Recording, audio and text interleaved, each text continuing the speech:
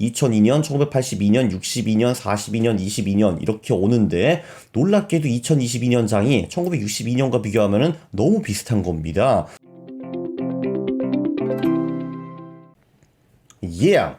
안녕하십니까 할러님들, 강왕국입니다.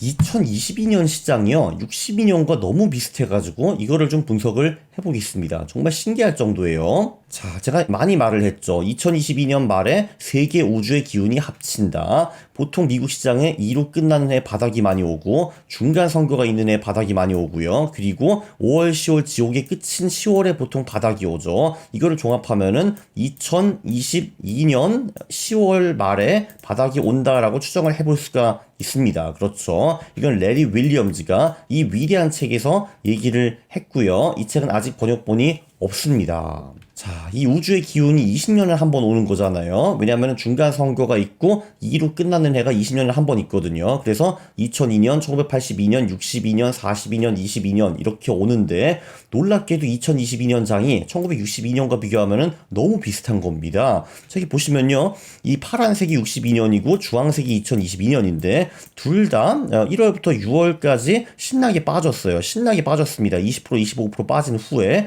62년 같은 경우는 6월에서 어느 정도 반등을 했죠. 그래서 여름까지 반등을 조금 하다가 그 다음에 마지막으로 빠져가지고 이제 저점을 형성한 후에 4분기에 날아가기 시작했다라고 볼 수가 있고요. 2022년도 비슷합니다. 6월까지 깨졌고 그 다음에 여름에 좀 반등을 하다가 9월 말까지 신나게 완전히 빠지고요. 10월 초까지 저점을 형성하고 그리고 4분기에 지금 수익이 괜찮은 편입니다. 도대체 무슨 일이 있었길래 이랬을까? 제가 분석을 좀 해봤습니다. 그리고 62년, 2022년 둘 다 정석적으로 중간 선거가 있는 4분기부터 반등을 시작했죠. 네, 제가 찾아보니까 1962년에는 중요한 테마가 딱 하나밖에 없었습니다. 그게 바로 쿠바 미사일 위기 문제였어요. 네, 62년에 제가 다 찾아봤습니다. 1월부터 12월까지 뭐가 있는지. 근데 중요한 건 이거밖에 없었어요. 자, 재밌는 거는 60년 후에 러시아에 또 또라이가 나와가지고 말썽을 부린다라고 합니다. 지금은 푸틴이라는 또라이가 있고 1962년, 60년 전에는 후르쇼프라는 친구가 있었어요. 이때 이 양반이 쿠바에 소련 미사일, 핵미사일 갖다 놓은 해 만에 이거가 이제 문제가 돼가지고 쿠바 미사일 위기가 시작한 겁니다. 소련이 히히 몰래 쿠바에 핵미사일을 심어 놔야지 하다가 들켰습니다. 그러니까 케네디가 빡쳐가지고 어이 다시 안 빼?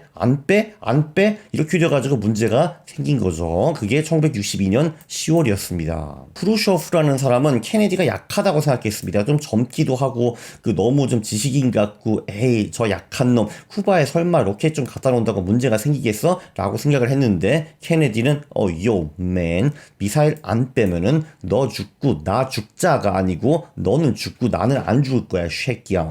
You die, I don't die. You die, I don't die. 그랬거든요. 그러니까 후르쇼프가 shit 이러다가 우리가 진짜 죽겠네. 당시 62년만 해도 미국과 소련 둘 다 핵미사일이 있었는데 미국이 훨씬 많았다고 합니다. 20배 정도 많았대요. 로켓이 몇천 개였고 러시아는 300개 정도 있었다라고 하더라고요. 그래서 이제 딜을 제안을 했죠.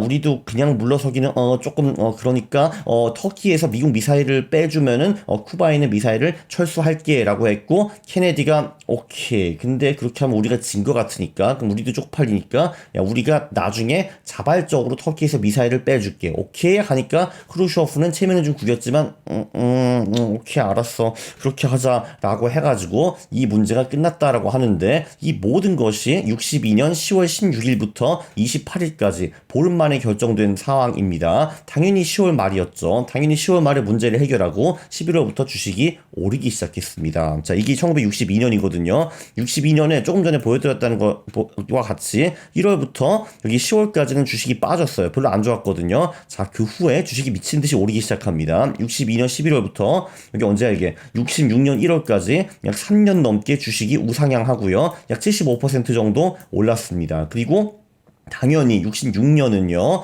중간 선거가 있는 해였죠. 중간 선거가 있는 해에는 당연히 정석적으로 주식이 빠집니다. 언제까지 빠지니? 당연히 또 1월부터 10월까지 이렇게 빠졌죠. 자, 이게 60년대 흐름이었습니다. 근데 정말 놀라웠던 게 실제로 냉전이 핵전쟁 가기 직전까지 갔다라고 합니다. 케네디는 10월에 이 문제를 다루면서 핵전쟁이 진짜로 날 확률을 한 3분의 1에서 절반 정도로 봤다라고 합니다. 그리고 나중에 한 3, 40년 후에 이후에 실제로 전쟁이 날 뻔한 사건이 있었다는 것이 알려졌습니다. 이제 그게 뭐였냐 하면은 어떤 소련 잠수함이 당시 쿠바 근처에 막 다니고 있었어요. 그런데 그때 케네디는 소련에서 로켓이 들어오는 거, 미사일이 들어오는 걸 막기 위해서 그 해상 봉쇄를 펼쳤거든요. 그래서 그 쿠바에 접근하는 이제 모든 배를 검열을 했습니다. 근데 그 레이더에 그 잠수함이 잡혔을 거 아니에요. 그래가지고 미국 배가 이제 그 해저에다가 뭐 미사일 같은 거를 막 투척해가지고